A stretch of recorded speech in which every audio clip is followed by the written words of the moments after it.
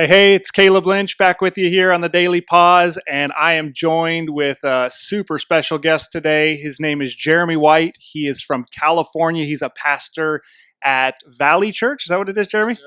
All right, Valley Church. And here's a little story.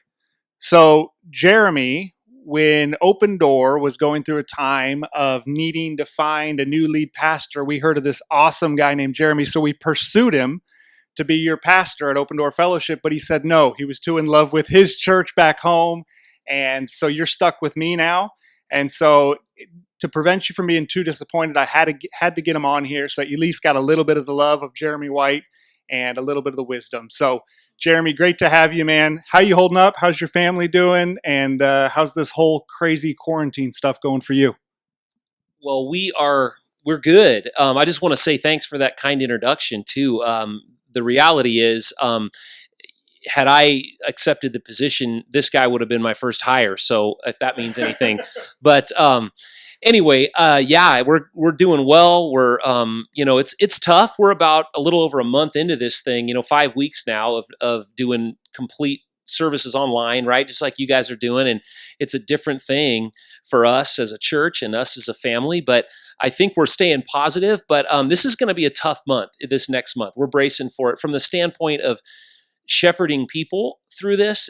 It's not going to be easy because you got the people that are super duper freaked out still about COVID-19, and rightly so. You've got another group that believes it's just all political now, and we got to just put an end to this. And then there's people that are mostly concerned about the economy, and we got to get back to work, or this is going to be the Great Depression part two. And the reality is, I don't know that we have to pick a side. We can be all three of those. We can, and kind of right in the middle. And so, how do we as pastors and leaders shepherd our people through that when emotions and sometimes livelihoods are at stake? Yeah, and I think it's tricky too because people are so over it. I know I'm over this thing, and so it's these months where you're like, okay, now month 2, month 3 that are going to be tough. I hear you, man.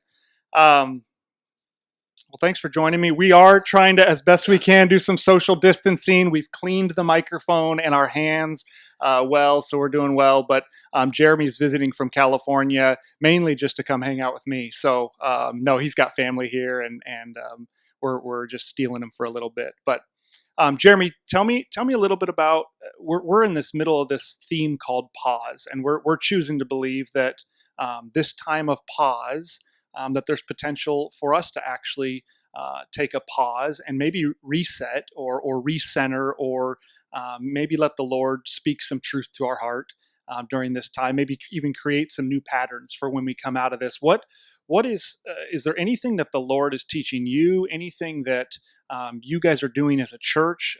Just anything in particular? Yeah, I mean, I think all of us are from Christian leaders to church members to just the general public are looking at church and the way we function typically, and asking ourselves and those of us that are believers are asking the Lord, what are you teaching us here, and what does this tell us about the way we typically do church in America, and what does this tell us about what unity really means, what our spiritual connectedness means. We are relational beings, and one of the first things that God observed when He created Adam, right, was He said, all of His creation was good over and over. He creates the sun and the moon and the stars. It was good. The plants and the grass and the dirt and the water, and over and over, it's good, it's good, it's good. And then he notices that it's not good for man to be alone, right? And he creates Eve, and from there onward, the Bible is a story about relationships, and this has put a strain on relationships. And so I think if there's anything that I'm trying to really glean from this is, and as cliche as it might sound, it's so powerful and so true. I've never lived through something that dramatizes it for me as much as this does and brings it home for me. Just the fact that I need God's people in my life. This is a tough time. I'm an extrovert, so I like to be around people anyway. I know that's not true of maybe everybody tuning in, but even aside from that, I've got some very introverted friends who are now a month plus into this, and they're going, dude, I need some people in my life, you know. So anyway, for sure. Awesome. Well, thank you, Jeremy. And what are you doing to connect with people during this time? What do you have that realization? Gosh, God created me for relationship. God created me to do life. I even think of like a lot of the theology that comes out of the Word of God is relational. And but what are you? What does that look like then for you as a pastor? For you as a friend? For you as a yeah? What is that looking like? Gosh, yeah. So I'm grateful for technology. Obviously, I mean the fact that we can even do this and connect with your folks at ODF and beyond, whoever tunes in, you know, to see this is a great blessing.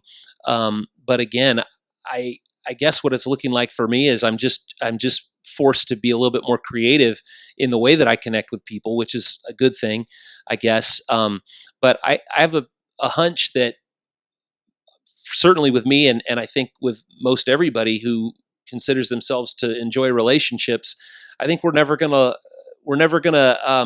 take for granted the opportunities we have to be together.